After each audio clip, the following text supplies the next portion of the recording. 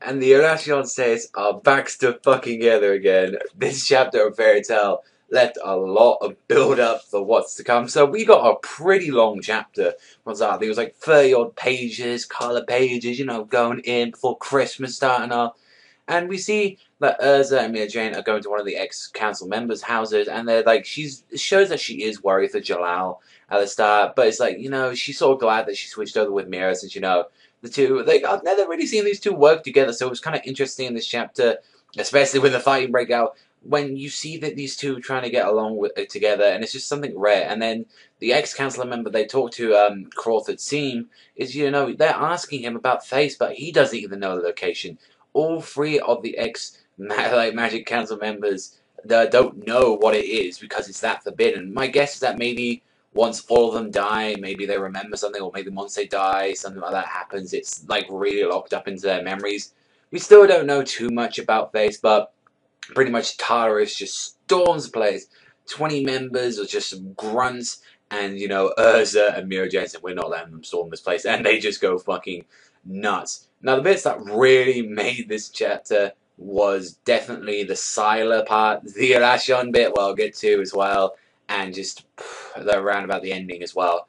Like, first off, the Sylar stuff, when Elfman is there crying, begging a demon to, you know, don't hurt his sister, and she's there, like, I've got to say, the art just then looked really creepy. It's like, oh, so what would you do then? Would you sell your soul for Lisana like that? And it was like, oh, no.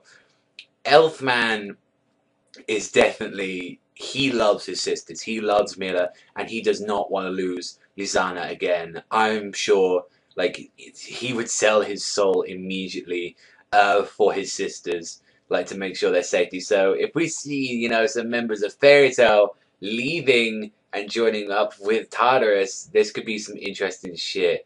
But the part of the chapter that really got me was Oración Seis being released because of Duran Bolt. He wants revenge on Tartarus, and he is going to do whatever it takes. If that means releasing 6 of one of the most powerful Dark Guilds out there to frickin' take down Tartarus, I think he's willing to do it, which is a good timing actually, because I am currently like rewatching the anime again, and I got part 1 of the Oración Seis, part 5 anyway, so I need to rewatch it. But when you see him then, he's like, oh, good job, Cobra, leading up. These guys just immediately kill off Brain, since, you know, he heard them saying, oh, we only thought of them as pawns, and he's saying, are you fine with that, Midnight? I was just surprised that these guys actually had a little redesign, because some of these characters did reappear in a filler part at the end of the anime.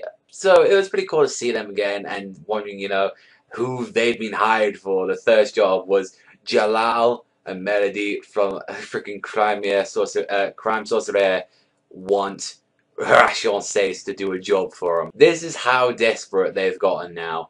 When Duran Bolt is there at the graves of like all his Magic Council members, and he's leaving it to Jalal, you know when shit's going down. And then Natsu like wakes up and he's like realizes, oh god, somebody's like linked information to Tyrus about Face. He only just realized that, which is surprising because Natsu, you never really think of anything proper smart. I mean, you just spend 2 chapters like in a fucking afro, which goddamn, I can't believe they showed that again in the color pages. But when you see at the end Mira and Urza, them getting drugged by that man Crawford and ordered by Kyoka to bring him back to the guild.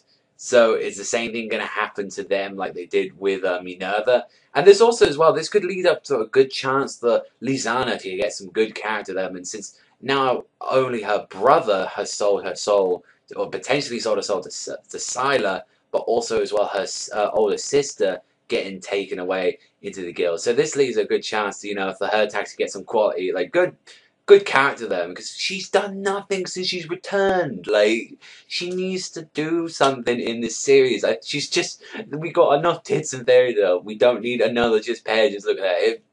I mean, just do something, please, Lisana. And then as well, Urza being taken, like, that means 2 S-Class, so that means Gildarts. You're gonna have to return, man. If 2 of the S-Classes down. Not to mention, Laxus is still recovering. At the moment, Fairy Tail's got no S-Classes. If you're counting Makarov as a guild master, then yeah, but, you know, they're pretty much defenseless at the moment. And it seems like only Syla and Kyoka are the ones getting work done. Jackal and freaking Tempesta, they did fuck all in this like war, which is like, I hope the other members of Tyrus don't go down like that. I really hope not. Overall, this was a solid chapter. Really did enjoy it. Let me know what you think in the comment sections down below. But that's all from me. I want to thank you very much for watching. Remember, Savagezweipanda, Sana, and I'll see you guys